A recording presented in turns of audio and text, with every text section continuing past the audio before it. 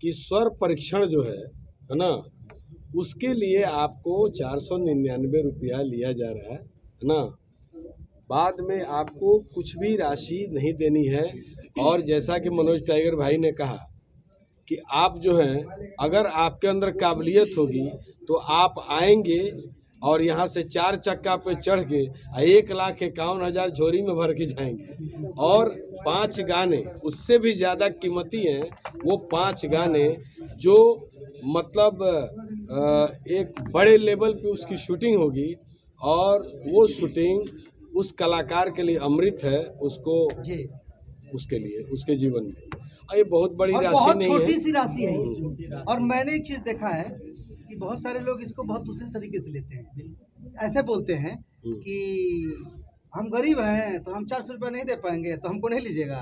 तो मैं उनसे बोलता हूँ कि ये सवाल सरकार से जाके लीजिए। एक बात बताइए कि हम जब रंगमंच करते हैं, मैंने एक एग्जांपल देना हूँ भैया, मैंने जब वर्कशॉप किया, मैं हमेशा वर्कशॉप फ्री में करता हूँ, ऑलमोस्ट वर्कशॉप फ्री में करता हूँ, तो मैं टी शर्ट भी देता हूँ जब वर्कशॉप करता हूँ। तो मेरी एक टी शर्ट पड़ती है कुछ 500-600 में।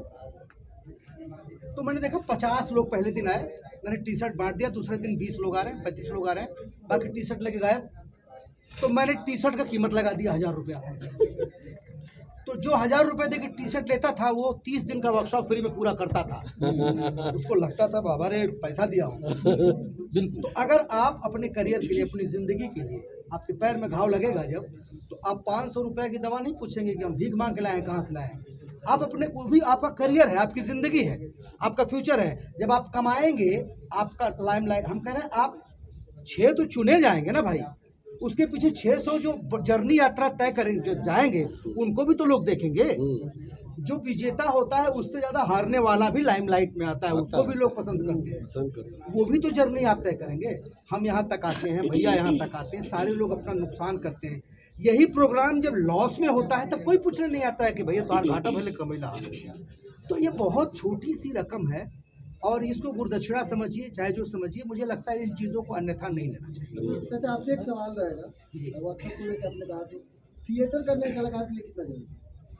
थिएटर करना कलाकार के लिए उतना ज़रूरी है कि जितना बच्चे को अपनी माँ का स्तनपान करना, बस इतना। लेकिन भोजपुरी में देखा जाता है कि हम गाना गाएंगे और हीरो बन जाएंगे। सर देखिए, सीख के करना जरूरी है। सलमान खान ने भी थिएटर नहीं किया, वो प्रारब्ध है। वो 4 खेसारी पवन की तुलना दुनिया से मत कीजिए, वो किस्मत लेके पैदा हुए हैं। जो किस्मत लेके पैदा हुआ है, आप उसके पीछे क्यों भाग रहे हैं? जो रेडिया रगड़ कर जा रहा है उसके पीछे पड़िए ना भाई। वो प्रारब्ध लेकर पैदा हुए हैं।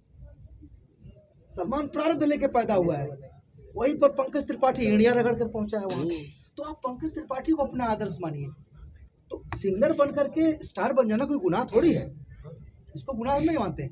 लेकिन यह है कि जो आपके लोगों ने, अगर उन्होंने कुछ अश्लीलता फैलाई है तो हम उसके पीछे क्यों दौड़े? चलो हम शुरू करते हैं, हम नहीं गाएंगे, हम नहीं करेंगे। देवी जी ने किया ना, ये भी तो लोगों के दिलों में राज कर ही रही है ना। विनय भैया आपके बगल में बैठे हुए हैं।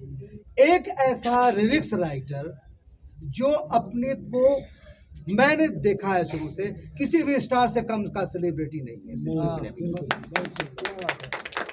तो अपनी लेखनी के बल पे ना भैया, इन्होंने तो गाया नहीं गाना, और आज 4-4 बार से विधायक बने बैठे हैं, मिनिस्टर रहे हैं। तो आप अपनी क्वालिटी पर आइए, अपने काम पे जाइए। हम लोग दुनिया के चक्कर में पड़ जाते हैं, उसमें पढ़ने की आवश्यकता है नहीं। मैं तो कहता हूँ काबिल बनो, काम मत ढूंढो। अगर काबिलियत रहेगी तो आपको काम मिलेगा। देवी जी तो अश्लीलता में विवाद में नहीं पड़ते हैं, लेकिन सही गाने भी पड़ जाते हैं। क्या कहिएगा देवी जी, काफी अच्छे चीजों पे भी ट्रोल हो गई थी यही पटना में। नहीं देखिए, मैं ट्रोल नहीं हुई थी, वो तो कुछ वर्ग ऐसा था जिसको आप बहुत बेवकूफ़ी कह सकते हैं। जो आप पिछली बार जो मैंने रघुपति राघव राजा राम गाया, वो तो महात्मा गांधी जी का प्रिय भजन है। और कुछ जो जिसको कह सकते हैं नासमझ लड़कों ने, जिनको ना अटल बिहारी वाजपेयी जी की इज्जत थी, उस समय अटल बिहारी वाजपेयी जी की जयंती मनाई जा रही थी और वो खुद सभी समुदाय को इतना इज्जत करते हैं। और हमारा जो भारत है उसमें तो हर विभिन्न, यही तो भारत की खासियत है कि हम सभी जाति के लोग, हर धर्म के लोग यहाँ शांति से जी रहे हैं। और इस तरह की मानसिकता जो है वो तो हमारे भारत के लिए बहुत घातक है। तो इस तरह के कुछ जन है, मैक्सिमम लोगों ने मेरा सपोर्ट किया, सारे बड़े नेताओं ने, सारे जो जनता है, मीडिया ने, सभी ने मेरा ही सपोर्ट किया। लेकिन कुछ लोग जिनको कह सकते हैं कि जिनको बुद्धि की कमी है, भगवान उनको बुद्धि दे, और इस तरह की जो बातें हैं वो दुखद है और काफ़ी सैड है, और मतलब आश्चर्यचकित करने वाली है कि जिस गाने को महात्मा गांधी ने ठप्पा लगा दिया, उस गाने पे कोई विवाद करता है, तो ये बहुत ही शर्मनाक बात है। विनय सर, क्या देखा इस विवाद में निष्कर्षता है? क्या आपने क्या देखा इस सब चीजों में? क्योंकि आपके पार्टी से भी बहुत जय श्री राम का नारा जोड़ा गया, बहुत सारी चीज़। तो आप ये निष्कर्षता क्या देखे? मतलब क्या देखे इस गाने में जो देवी जी को देखिए, एक चीज बता, इस गाने को लता मंगेशकर जी ने भी गाया है, ठीक है, गाने में बुराई नहीं है, और ये भजन है ना। और कभी कभी क्या बात होती है कि लोग धार्मिक भावनाओं में इतना बह जाते हैं कि वो आवश्यकता से पीछे रह जाते हैं, है ना, और उसका कोई इलाज नहीं है ना। लाइलाज है। हाँ, लाइलाज है। हर देखिए, हाथ की 5 उंगली बराबर नहीं, तो क्या काट के बराबर करेंगे? नहीं।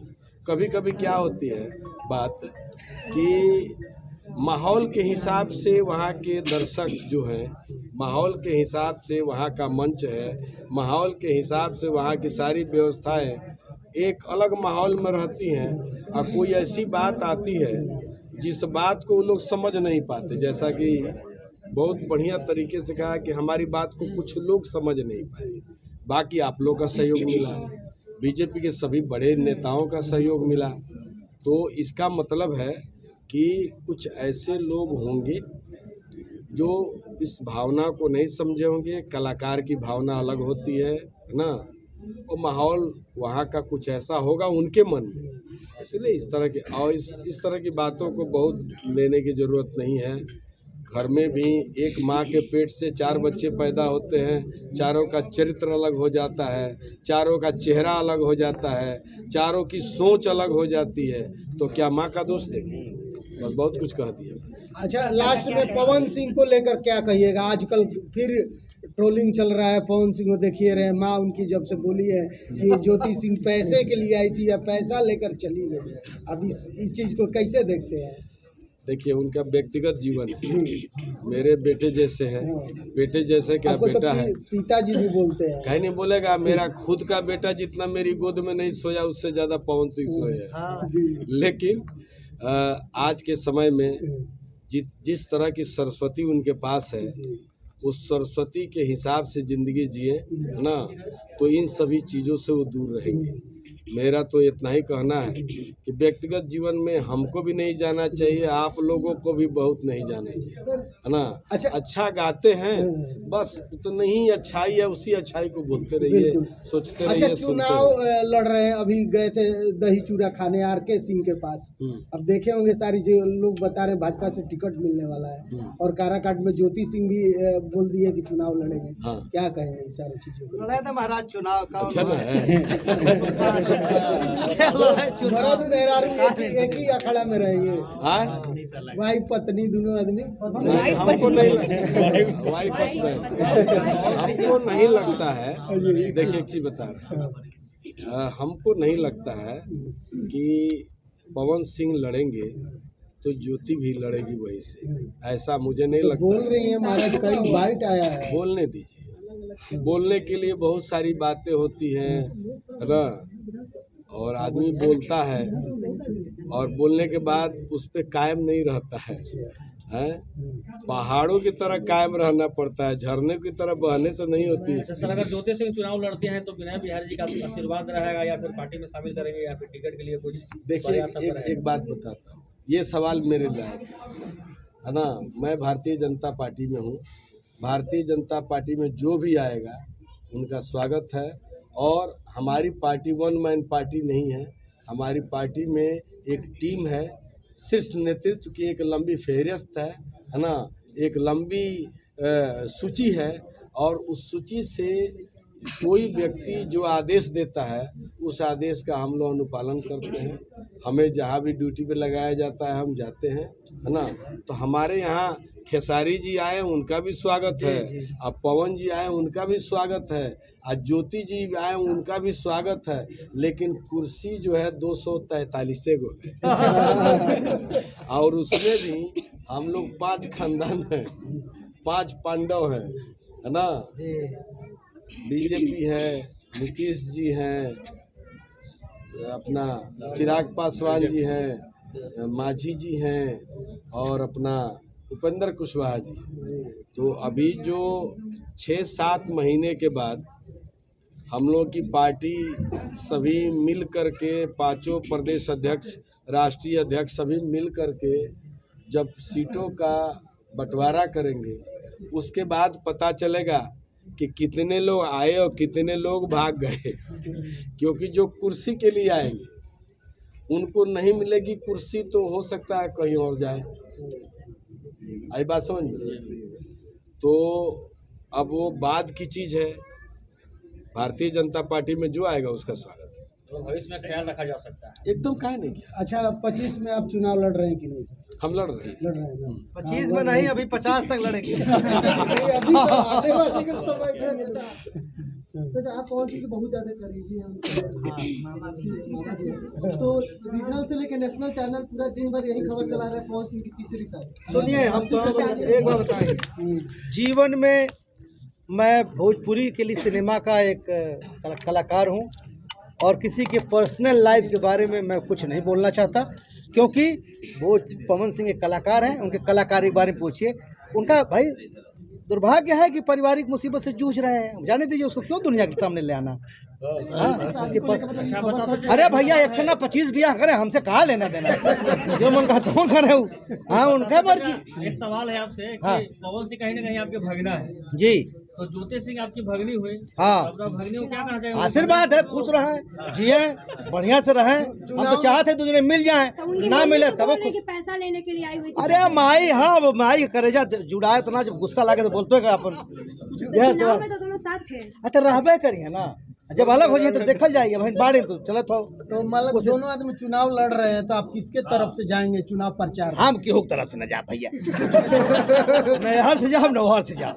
हाँ सुनिए, और आप लोगों को एक आदमी से और मिलवाना बहुत जरूरी है। अश्लीलता की बात आई, 500 फिल्म से ज़्यादा किए हैं राजेश भैया, राजेश गुप्ता भैया। राजेश गुप्ता भैया इतने बड़े म्यूजिक डायरेक्टर हैं, किसी भी सिनेमा में कभी उन्होंने अश्लीलता नहीं की। और विनय भैया और इनकी जोड़ी बड़ी मशहूर है, एक से एक बड़े लोगों के, दोनों लोगों ने मिलकर इंडस्ट्री में किया है। मैं चाहूँगा एक बात भैया जरूर 2 शब्द बोले। अच्छा भैया से एक ही सवाल है कि आपने अश्लीलता क्यों नहीं किया? ये भोजपुरी इतने फिल्में बनाए, अश्लीलता नहीं किया, ये गुनाह है तो फिर तो गड़बड़ है। गुनाह हम नहीं किए कह रहे हैं, ये बात नहीं कर रहे। भोजपुरी हमारी बहुत सारा ये सब चीज से नवाजा जाता है, तो आपने क्यों नहीं किया? प्रयाग से है, शुद्धता के प्रतीक है। अच्छा, हमको नहीं लगता कि अश्लीलता ही चलती है। गंगा जमुना सरस्वती तीनों है इनके यहाँ।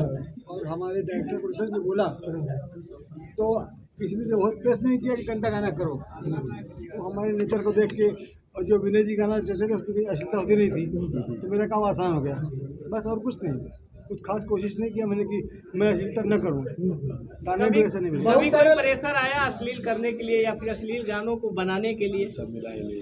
ऐसा कोई गाना नहीं मिला मुझे।